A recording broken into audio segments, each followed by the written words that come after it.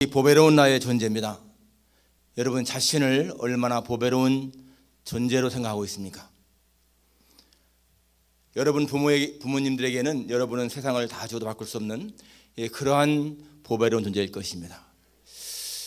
한번 여러분의 자신의 가치를 한번 돈으로 환산해 보았습니까? 얼마 정도 여러분 돈을 환산한다면 얼마 정도 나가겠는가? 제가 오늘 생각해 보니까 아무리 못 나가도 한 1억 2천만 불은 나가겠다, 그런 생각이 들었습니다. 1억 2천만 불 이상 나가겠다. 제가 그렇게 생각한 근거가 있습니다. 2012년 한 2, 3년 전에 뉴욕 소더비 경매장에서 그림 한 장의 경매가 시작됐습니다. 저 노르웨이의 예술가 에드바르 뭉크라고 하는 사람이 그린 이 절규라고 하는 그림이에요. 절규. 아마 그 그림 본 사람이 있을지 모르겠는데, 그냥 보통 사람들이 보게 되면은 야, 저것만 한 초등학생 5학년 정도의 작품이겠다 할 그런 작품이죠. 그 해가 질 무렵에 그 다리를 걸어가는 친구와 같이 걸어가다가 갑자기 피곤을 느끼게 되고 우울증을 느끼게 되어서 난간에 기대고 있는데, 갑자기 하늘이 핏빛으로 물들고, 그리고 아주 견딜 수 없는 그러한 어떤 괴로움을 느끼는 가운데에 자연을 관통하는 그 비명소리가 들립니다. 그래서 그 둘은 저만큼 친구들은 걸어갔고 혼자 있는데 그냥 꼭 유령 모습으로 서 있는 그러한 모습이거든요. 그런데 그 그림이 경매가 시작됐습니다. 5천만 불부터 시작합니다. 5천만 불부터. 종이 한 장 그림인데 5천만 불 시작했는데, 사람들은 유명한 작품이니까 한 8천만 불에 낙찰되겠다 생각을 했습니다. 그런데 8천, 9천, 1억 올라가는 거예요. 역사상 가장 경매가가 높은 게 피카소의 작품 아닙니까? 누드, 초록잎, 상반신이라고 하는 그 작품, 추상화인데, 그것도 우리가 보면 참 조정모 야스는 그런 그림인데, 그게 1억 600만 불에 낙찰된 가장 고가의 작품인데, 이 작품이요 1억 600만 불도 넘어서고 1억 1천만도 넘어서고 1억 1,992만 2,500불 낙찰됐어요. 거기에 노르웨이의 사람이 갖고 던 것인데 이제 미국 사람이 샀죠. 뉴욕에 있는 사람이. 여러분, 그림 한 장에 1억 2,992만 2,500불이다. 저는 그걸 보면서 사람이 그린, 정효에 그린 그림, 생명 없는 그림이 그렇게 가치가 있다면은 하나님이 만드신 내 자신, 생명 있는 존재 아닙니까? 그러한 존재가 어떻게 그것만 못하겠는가? 그러니까 미니멈 한만 못 나가도 우리는 1억 2천만 달러 이상 나가는 존재구나, 그런 생각이 확신이 들었습니다. 여러분, 만일에 그런 생각이 잘못이라면은 우리는 하나님을 무시하는 거 아니겠어요? 죄인된 인간이 그린 생명 없는 그림 한 장이 1억 2천만 불 나간다면은 창조주 하나님, 그분이 만드신 작품인 인간이 어떻게 그것보다 못 나겠는가? 그렇잖아요. 그러니까 우리는 참 존귀한 존재라는 것을 기억해야 됩니다. 우리가 얼마나 귀한 존재인 것인가를 기억해야 되는 거예요. 사람들은 이렇게 잘못 미신적으로 생각하는 게 있습니다. 많은 사람들이 뭔가 하면은, 사람이 행복하려면은, 잘 살려면은 일단은 무엇인가 많이 있어야 된다, 가져야 된다. 돈이 많이 있어야 되고, 지식이 많이 있어야 되고, 어떤 지위가 있어야 되고, 명예가 있어야 되고, 인기가 있어야 되고, 또 건강해야 되고, 그런 걸 먼저 생각하죠. 그런데 절대로 그것 때문에 행복한 것이 아니지 않습니까? 그런 거 다 가지고 있는 사람들도 자살하는 경우가 얼마나 많아요. 주님 오시는 날 그 1억 2천만 달러 나가는 그런 작품이라 할지라도 그건 종이 조각에 불과할 거예요. 아무 가치가 없지 않습니까? 그렇지만 우리는 하나님 나라에 끌어올려 가잖아요. 가치 있는 존재이기 때문에. 그러니까 세상 사람들은 그 그림 한 장을 정말 귀하게 여기고 그렇게 거액을 주고 사고 팔고 하지만은, 그러나 하나님이 보실 적에는 그런 것은 정말 다 구겨서 슈트에 던져버리는 그런 것일 것이고, 우리는 생명 있는 존재는 하나님 보실 적에 얼마나 귀하게 보겠습니까? 그러니까 하나님 나라로 옮기지 않겠어요? 행복하다고 하는 것은 정말 성공적인 사람 사는 것은 그런 무엇인가가 있어서가 아니고 중요한 것이 뭡니까? 내가 누구인가? 내가 어떻게 살아야 할 존재인가? 하는 것을 아는 거예요. 그런데 여러분, 오늘 본문에 답이 나와 있습니다. 오늘 본문은 우리는 그가 만드신 바라 그래서 예수 안에서 선한 일을 위하여 지으심을 받은 자니 이는 하나님이 전에 예비하사 우리를 그 가운데 행하게 하려 하심이니라 라고 했습니다. 여기 중요한 두 가지가 있습니다. 내가 누구인가 하는 것과 내가 어떻게 살아야 할 것인가. 그런데 답이 있는 거예요. 보배로운 나의 존재, 내가 왜 보배로운 존재인가? 첫째는 우리가 하나님의 작품이기 때문에 그렇죠. 우리는 그가 만드신 바라라고 하는 우리말에 되어 있지만은 공동번역이나 세번역에는 우리는 하나님의 작품입니다 그렇게 나와 있습니다. 왜냐하면은 여기 우리는 그가 만드신 바라고 하는 이 말이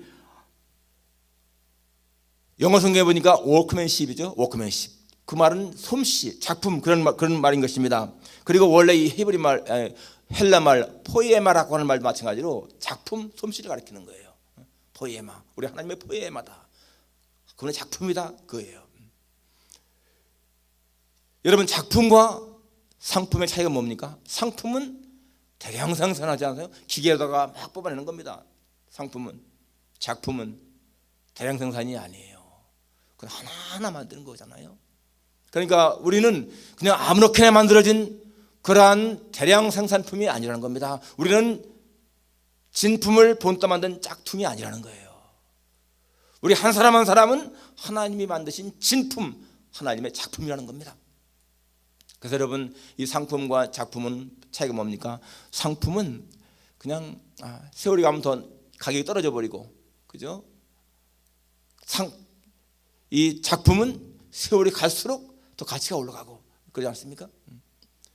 더군다나 하나님의 작품. 그렇기 때문에 우리는 이 하나님의 작품이라고 하는 근기가 있어야 돼.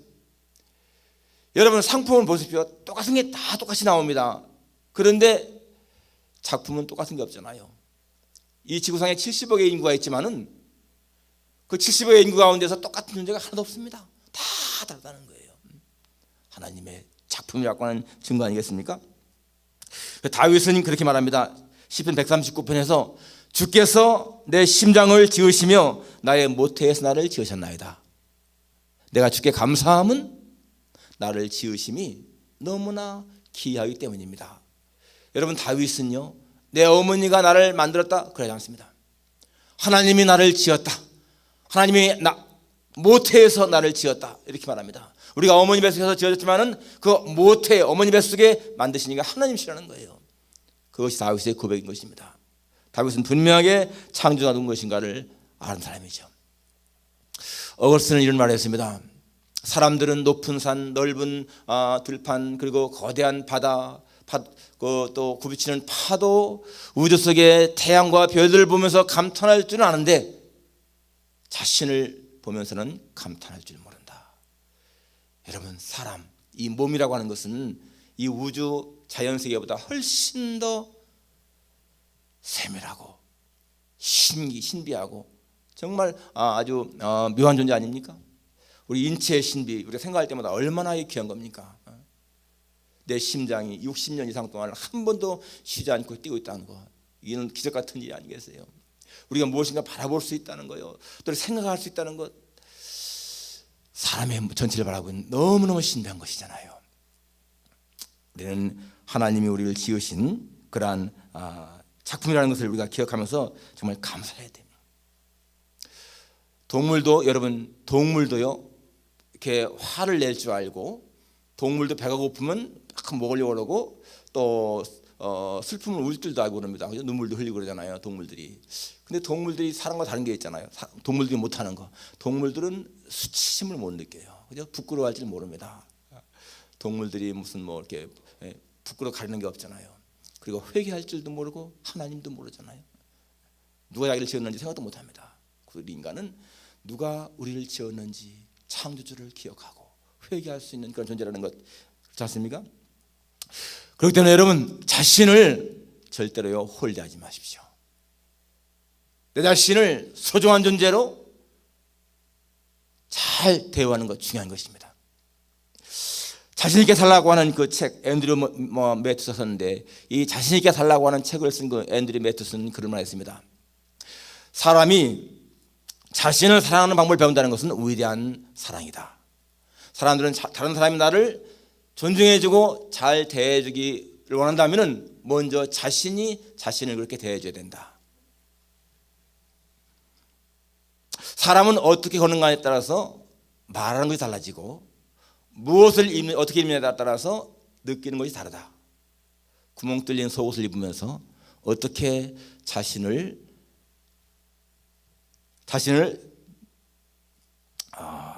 당당하게 여길 수 있겠는가, 그런 말을 했습니다.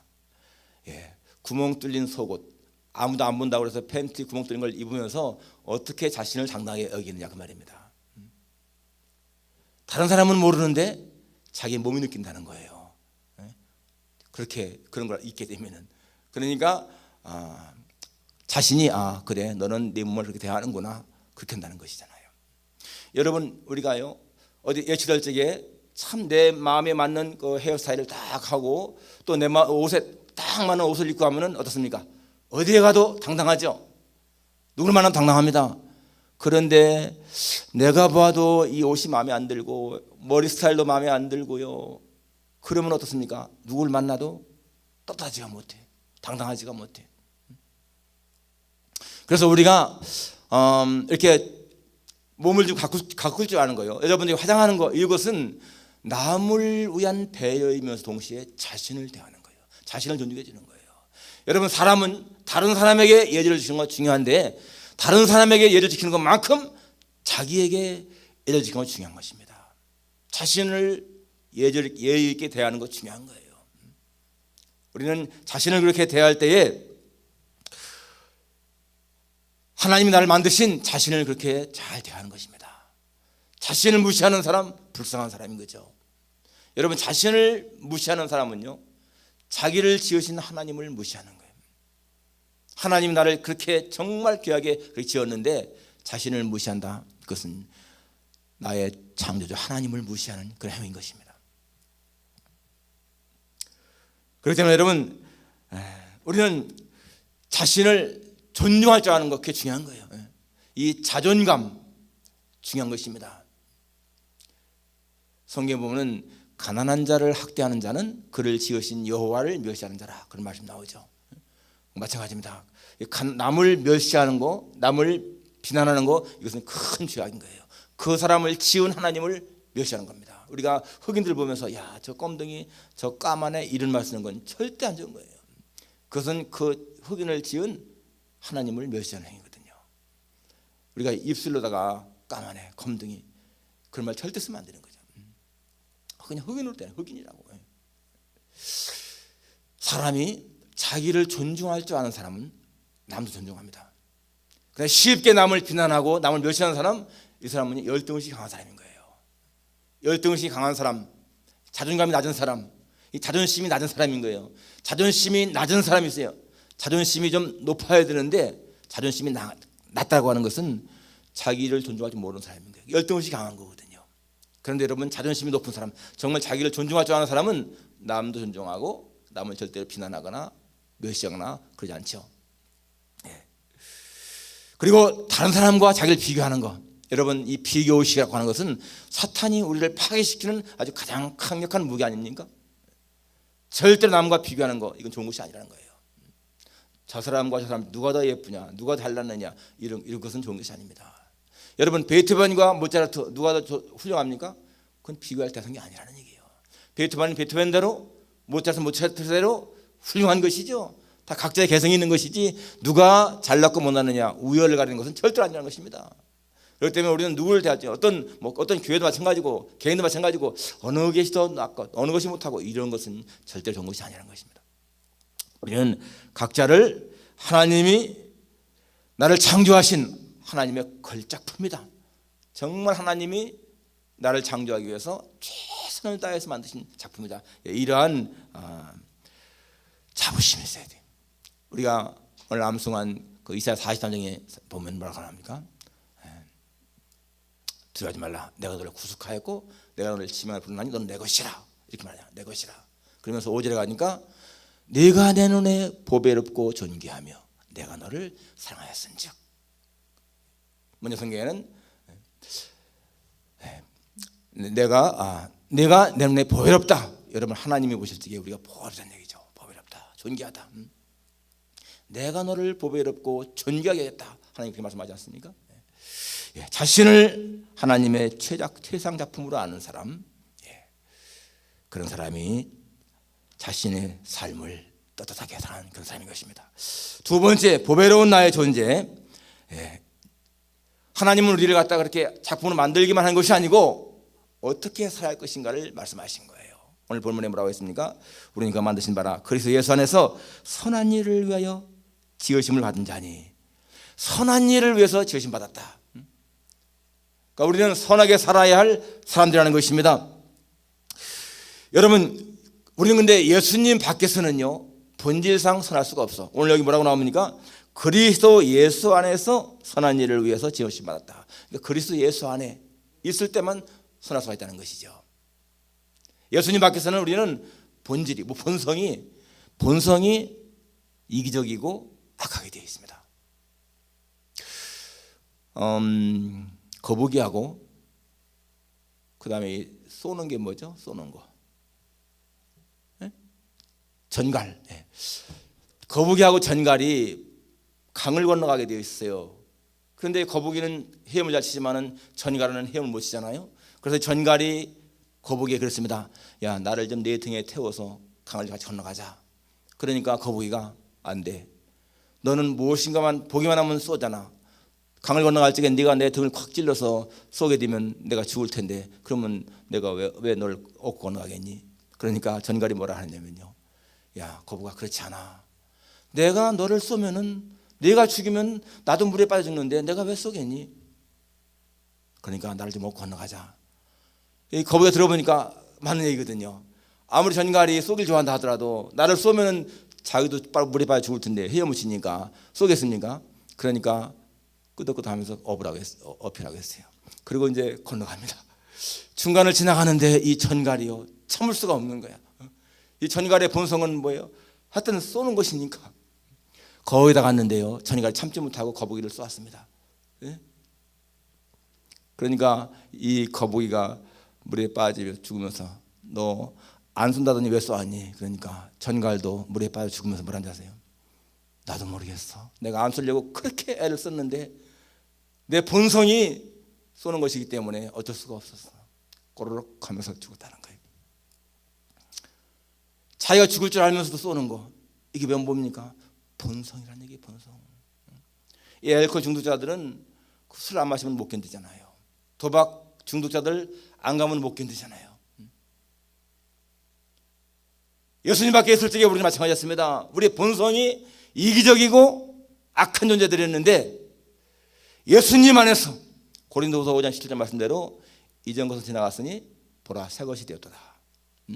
누구든지 그리스도 예수 안에 있으면 새로운 피조물. 우리는 예수님 안에서 새로운 피조물 된 거죠. 그렇기 때문에 선한 일을 할 수가 있다는 거예요. 그러면 여러분, 선한 일을 할 수 있다고 그랬는데 이 선한 일 중에 가장 중요한 것이 뭡니까? 물론 선한 일은 다른 사람을 위해서요. 다른 사람을 위해서 무엇인가 유익한 것이 되는 거예요. 예수님 말씀에 마태복음 5장에 보면은 이같이 너희 빛이 사람 앞에 비치게 하여 저희로 너의 착한 행실을 보고 하늘에 계신 내 아버지께 영광을 돌리게 하라 라고 하지 않습니까? 착한 행실, 착한 행실이라고 나옵니다. 그런데 여러분, 오늘 이 바울이 여기서 지금 이 선한 일을 말씀하면서 바로 우리로 그 가운데 행하게 하려 하심이라 라고 했는데, 바울이 말하는 선한 일이 무엇일까? 그러면 여러분, 바울이 예수님 만난 다음에 바울의 삶을 보면 아는 거예요. 여러분, 사도 바울이 예수님 만난 다음에 그의 온 삶이 뭐였습니까? 주의 복음을 증거하는 거였고 교회를 위한 일이었습니다. 교회를 위한 일하는 거. 사도 바울은 죽을 때까지 교회를 위해서 일한 사람이에요. 사도 바울에서는 로마서나 고린도 전서, 후서, 갈라디아, 에베소, 고린도, 골로새, 빌립보 전부 다 뭡니까? 교회에게 쓴 편지잖아요. 교회에게 쓴 편지. 그리고 고린도후서 11장에 가면은 이 사도 바울이 고생한 게 많이 나오잖아요. 내가 41가 말매를 5번이나 맞고 3번 태장으로 맞고 1번 벗어났는데 쭉 얘기하면서 마지막에 뭐라고 합니까? 이외에 이런 고사하고 지금도 내 속에 눌리는 일이 있으니 곧 모든 교회를 위해 염려하는 것이라. 이렇게 고사한 것은 고사하고 아직도 내 속에 눌리는 것이 있으니 곧 모든 교회를 위해서 염려하는 것이라. 누가 약하면 내가 약하지 아니하며 누가 실족하면 내가 애타하지 아니하느냐. 끊임없이 사도 바울은 교회를 위한 염려, 그런다는 것입니다. 교회, 그게 뭡니까? 사람을 살리는 거죠. 사람을 살리는 일, 그것이 가장 선한 일이라는 거예요. 우리가 여러분 하나님의 교회에서 일하는 거, 이게 얼마나 중요한 일인가. 이게 선한 일이라는 거예요. 그러니까 우리는 하나님의 교회에서 내가 무슨 일을 맡았든지 직분이 무엇이든지 하찮게 보인다 할지라도요, 최선을 다하는 게 중요한 거예요. 그게 하나님 앞에 가장 귀한 일인 거예요. 우리가 듣는 대로 여러분, 우리가 세상에 사는 일은 부업이고 하나님을 위한 일이 본업이다, 이게요 그냥 하는 말이 절대로 아닙니다. 그게 확실하게 알 것은 나중에 우리가 천국에 가서 가면 다 알겠지만은 우리 지금부터 알아야 되는 거예요. 진짜 우리가 직장 나와서 일하는 것은 우리가 하나님을 섬기는 하나의 방편으로서의 부업인 것이고, 내가 하나님의 교회에서 하나님을 위해서 쓰임받는 이것이 내 본업이다, 이게 확실하게 믿어져야 되는 거예요.